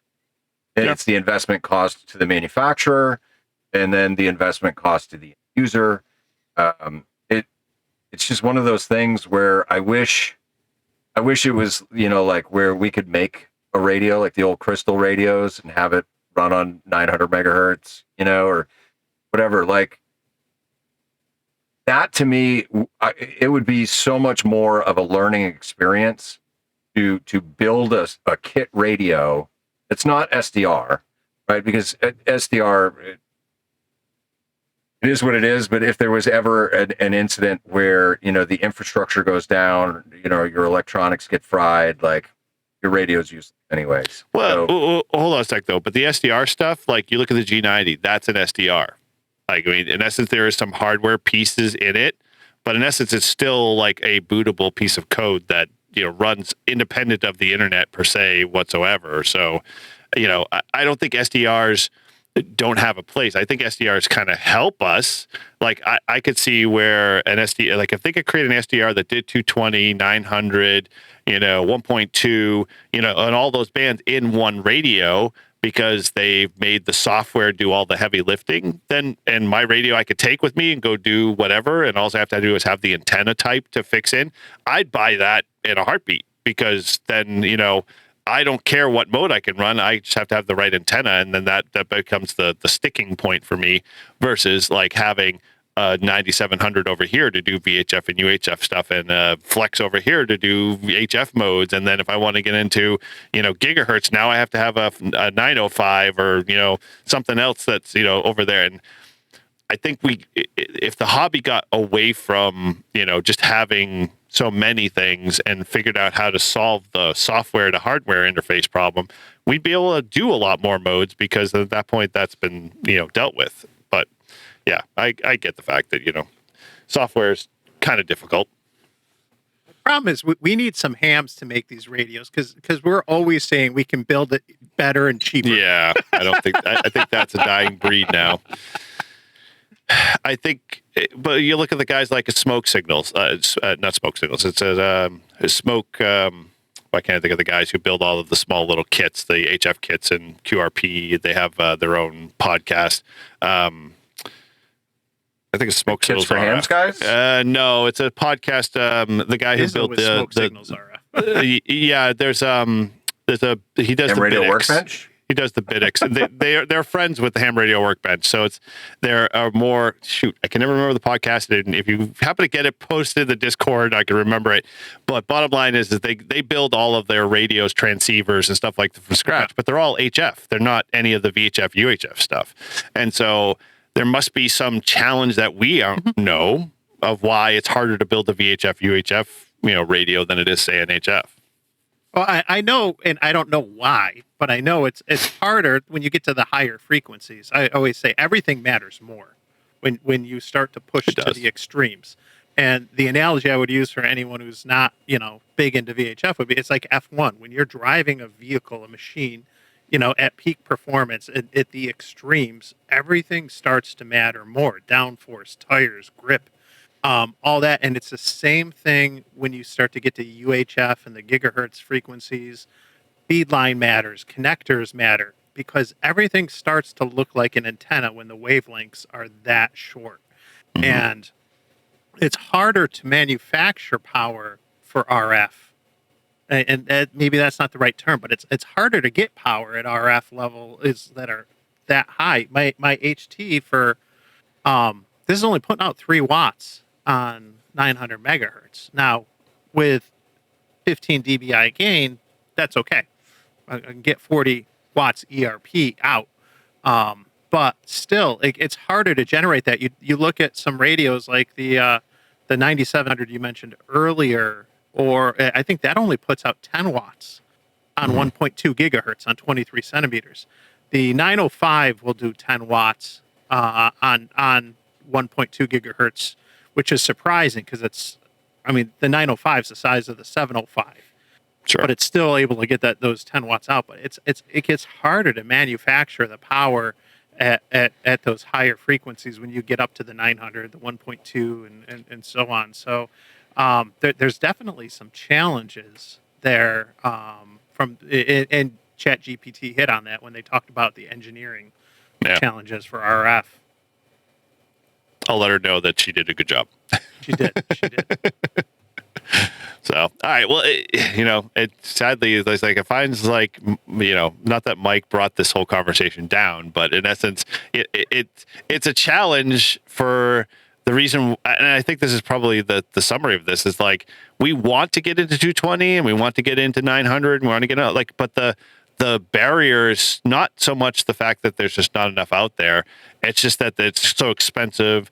It's a bigger challenge to find enough of a group of people to be able to do that stuff. Like, I mean, you're blessed, Mike, to have like people that deal with, microwave and the gigahertz bands and stuff like that. I don't know anybody around here, at least, in my general area or even my club that plays in that space, nevertheless, even talks about it. So it's one of those things. It's like, okay, well, like, how do I explore that? Well, I'd have to find somebody who's, built their own microwave, transverter and, has all of the power amplifiers and the dishes and all of those things that we just like, there's not enough material out there to find someone to be able to like build your own kind of thing. And I don't know about you, but none of us four here are going to be building any of our own transceivers in the near future. We might tackle a kit, but, we're not going to be thinking about like, oh, how I'm going to build my own, HF radio like they did, 90 years ago or whatever it was when, they didn't have anything except all the parts from, old military radios and stuff. But yeah, it is lost. It's kind of a bummer, but I don't think we can solve it tonight, which is kind of, not that I wanted to set out to see if we could do that, but I thought it was a good conversation, at least because, we talked about it on, near, our happy hour there a little bit and whatnot, which was a good conversation, but also was like, oh, well, this is, it's good to see that there are individuals, and I guess maybe this is the takeaway. There are folks like Mike, there are folks like our friend Casey, Casey1NID, who are like, I'm tired of, I want to play in spaces like 900 megahertz that spend a little bit of extra time finding cheap gear to get people into buying it and then saying, hey, I'll sell you this radio for $40, with the impetus, because he's strategizing in the background, that if I get this person with a 900 megahertz radio in his hand and I program it for him, I now have somebody I can talk to on 900 megahertz, a repeater. And that's the whole process. It's like the whole drug dealer relationship that we tease people about on our repeater, that, the reason why we get so many hams in to play on 2 meters and 440 is because we have cheap Chinese radios and we have people that love to be able to put them in hands of people that are just starting out as ham radio operators. I think we need to find a group of people like our Caseys, like our Mikes here that, are like, hey, like, this is how you can get into it, and start doing it on their own and then demonstrating it with the hope that, more people keep doing it. So, interesting little tidbit here, but so 23 centimeters by 1.2 gigs. ChatGPT calls it the hidden gem band because she says it's the most underused normal radio band. It has good bandwidth, small antennas, real radios that are available, repeaters exist, and lots of weak signal activity. Mm-hmm. Huh. And so then I said, can I build a transceiver that will work for 900 megahertz and above? And absolutely, all bold. You can build a transceiver. You can do it. But so apparently, it's because once you get into the microwave stuff, it's not really, you're not really building a radio. You're building like the whole thing. You're building with an oscillator and the mixers and the IF stages, filters and RF amplifiers. Like, that's a lot. I mean, that's way more technical than I'm capable of right now. So that's not to say, that if there was a plan, right? Say that somebody had a plan and they said, okay, if you buy all of these parts and you follow these instructions, you can build, a 2.4 gig, transceiver. I'd do it just to build it, just to get that experience and to play with it, and I'd give it away. That dude Well, but you are doing exactly what Casey's doing. I mean, obviously Casey's not building the radio. He's just buying a big lot of them and saying, "Here, I'm putting this in your hands." And that's basically what you're doing, is doing that same kind of thing. I think not that Mike needs to continue to give away more stuff. That's not what we're inferring here. But in essence, people need to start doing that kind of same model, is like, build it, try it, pass it on to somebody else, and then add more to your collection with the idea that, you're getting a little bit better knowledge, you're getting a little bit more hands-on experience, like Paul suggested, building transceivers, and try it. Like, I mean, I think that's the only thing that we should probably get out of this, is that try something, use Mike as an example. And I keep, doing that, Mike, but heck, we're just going to keep throwing more subscribers at you anyway. So, it's RF around and find out. Find out. Exactly. Yes. And just keep doing kind of that stuff, because I think it's going to, one of the things I think us as our generation, the ham radio generation, we're less build it and then use it. We're more like kind of take it off the shelf and do something with it. And we need to do more of that in a way that's like, what are you pointing to? Todd. Todd. You gotta give him credit. I mean, he's built his radio. I mean, he's put his radios in his Jeep finally, and he's putting antennas on his car. So, he's getting there, going, down that path. I saw the look on his face when you said buy it and just use it. And he knew you were talking about it. But it is true. Like there's nothing wrong with that. Like, I would say go out buy, Mike gave some awesome examples there of like decent radios. And so try it, get out there, make a couple of calls, and then talk to people. That's the one thing I think that gets missed in this. Like, spread the word. Like, hey, I was on 220 or I was doing this. So, you want to try this? So this is what I bought. And then that's how you hitch people onto the whole wagon, and get them starting to talk on the bands. Exactly. And let's be honest with ourselves, because we're all hams, so we know how this works. If go spend $100, 100 to 200, buy a mobile, whether it's one of the little 25-watt micro mobile tri-banders, go buy a monoband TYT for $1, like 150 or whatever it is. Buy the antenna, save the boxes. Okay. Yeah. Because we know that if we have the boxes, we can sell it for twice as much as we paid for it. There we go. Yep. Right? You see things on eBay, and it's like, why am I going to buy this used when I can get it like cheaper on Amazon? Right. But then you see the words mint in box, and you're like, okay, that's perfect. I'll pay for that. Non-smoking household. Yeah. Yeah, exactly. But if it doesn't work out, like, we love to hoard things, so we're going to hoard it for a while. Or just sell it and move on, but give it a shot, and like you said, share with others. If you have extra radios, hand them out to others that, give it a shot. When my buddy Jeff texted me this during Clubhouse, he's like, "Oh, I finally found my tri-band." I'm like, "Oh, I'll grab mine. Let's see if it's working right," and we had a Simplex QSO just a couple miles away. But yeah, like, try things, and I sent him some of the repeat. I'm like, here's the repeaters that you need for 220. Put these in, boom, talk, share, get active, try. Yep.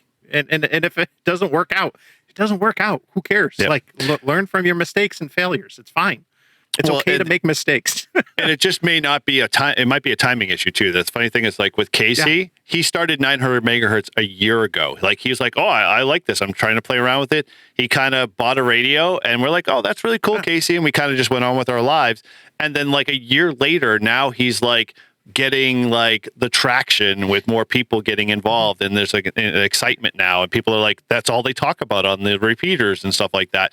But that's like the idea. Like, so where Mike was kind of going with, I think, don't just kind of use it and throw it away in 2 weeks. Hold on to it for a little bit, but then keep planting seeds, because eventually people will catch up. Because that's the catch, is like, some people may not have the budget, may not have the time, but in 6 months, a year, they may have the time. They may be like, oh, okay, cool. Yeah, I'll just jump on this. I can afford to do this, or, whatever. And it might be something that just explodes, which would be awesome. Yep. Cool. All right. Well, I think it's a challenge. If anything you get out of this tonight, it's a challenge. We want to hear it. So, I'm trying to do more on my channel. Oh, geez. Apparently 900 megahertz is loud and clear today, and I'm hearing. Let me turn that down. So I'm going to throw out the challenge, and so you guys can add to this, but I'm going to say, hey, if you've got something that you've been wanting to try, 220, something on, All-Star, whatever be the case, and you find that there's just not enough of a penetration or not enough interest in your area, try it out yourself. Let us know, see how you did, what what it took to get to where you were, who you engaged, and then, circle back around with us and share it with us, because we want to share, with more people, and that may get more people in your area going, hey, I see, Todd over here and he's playing with 220 now. I'm going to, and I have somebody to talk to, kind of thing. And so, let us know, head over to our Discord, put it over there, share what you're interested in, what you want to do. And then we're going to try to support you. We're going to just keep moving this forward and see what we can do to start using the bands that, we all have access to, but we don't really use, for whatever reason. So that's my challenge. I'm going to throw it out there. You guys with me? Sure. Yep, sure. You sound like I am. That's super busy and can't do anything right now. I'm all over. We'll circle back. I made the commitment. I put my name in. You got your 900 megahertz. So yeah. So that's the thing. And hey, if you're in the New England area and you're hearing about this 900 stuff, feel free, hit us up on our Discord. We'll put you in touch with the people that are buying these things. These Motorola's, they're dirt cheap with a charger and everything. And get on 900 megahertz. It'd be fun. It'll be an interesting band to play with. Who knows where it will go, but hopefully we'll take off. So, all right. Well, we're going to wrap that up. Any last little bits you guys want to throw in there, or we kind of worked that one to death? Use it or lose it. I can't say it enough. Use it or lose it, because 220, 900 that we've been talking about tonight, 220, we lost spectrum to UPS decades ago. 900 megahertz, there's been interest by... I'm couple of page companies, Navtel, Nav something, Next Nav, I don't know what it is. There's interest in 70 centimeters from some satellite companies too. Like there's interest in our spectrum commercially. There's interest in the HF spectrum as well commercially. Use it or lose it. It's happened before, and so definitely give it a shot. Don't be afraid. And it might not work out. It comes down to a ham density, a user density, function sometimes. Like if there's just the aren't density. Enough people, yeah, or just be dense. One of the two. Your choice. Yeah, I mean, someday I would love to play with microwave stuff, get into satellites. It's in my ham to-do list. I don't know when I will get around to being able to afford that kind of gear. But I'm looking forward to playing with it someday. So if you've got that kind of gear, and I come across you in my travels, like, let's go do a park. Show me what you got. Show me how it works. Let me play with it. Yeah. Well, just a sidebar. Like, I don't know if you pay attention to all the Hamcation videos where Frank the Tank does his question of like, what one thing you kind of want to do when he walks around and asks people? What was the 90% of people Al said that they wanted to do? Did you catch any of that? Satellite with Rob. Exactly. Satellite with Rob. Everyone's like, I got to do satellite with Rob. Like, dude, how long have you been a ham? Like, that's like kind of introductory level 1, but that's that's exactly what we're talking about tonight. So, pick that up, try it, keep working towards it. Find somebody who's already doing it, and maybe you might be able to get some gear from, them, and they can, get you moving on it. So, all right, done that. Already did the satellite. Yeah, I do. Well, you still have to come back. You got to be the comeback kid in the 24-hour POTA again and show us how it's done, because I'm gonna actually hopefully have the radio and the bands, radio and antennas for that event. So I'm working on building that. Nice. So make sure you do lots of wrist exercises. Yeah, yes. It's this, right? It's something like that. I don't remember. Whatever. My forearms are going to be just. I'm going to be buff. There won't be all that gaming. All right. Well, that's it for tonight, guys. Jump into Discord. Let us know. We want to see some obviously conversation around that. We'll post this there when this episode goes live. So. With that, you can always leave us a voicemail, 978-233-1142.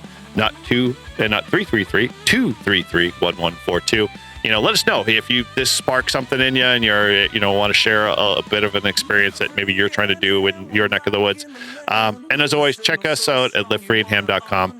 as well. And always check out Mike. We'll have to have his link there in the description. Subscribe to him if you haven't checked out. He's awesome stuff as always. We love watching what Mike's putting out there. Thank you. And he's getting into CW now, so I don't know. He's like this far away from me now at this point. Now that he's already on that level of got to get the bucket list. I'll get there. You had the key at least. I had a key. I got rid of it. I said, here, go give it to somebody else who could use it. But another story for another time. So, all right, with that, from all of us here at Live Free and Ham, 7-3, guys. 7-3. 7-3.